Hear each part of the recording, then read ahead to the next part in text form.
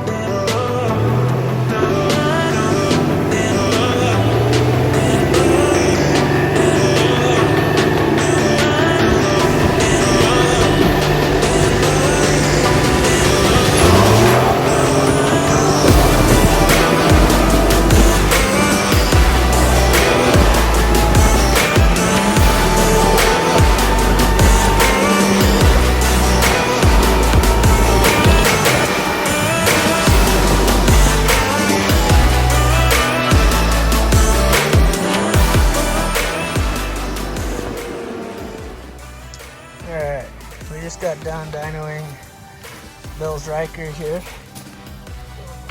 Has our exhaust on it, along with our intake on it. And we did a back-to-back test on the dyno here at PowerTune. We did the exhaust first, and then installed the intake. Obviously, pretty much all stock first, and then intake stock. We got it to, it was 67.9. With the exhaust on, went to 75.2, and then adding the intake from stock intake to our intake, then 81.7. And all this was done at about 83 miles an hour. So it looks like it was right about 60 foot-pounds with the intake and exhaust. Stock was, looks like probably 52 foot-pounds of torque. So, this is all still done on the stock tuning.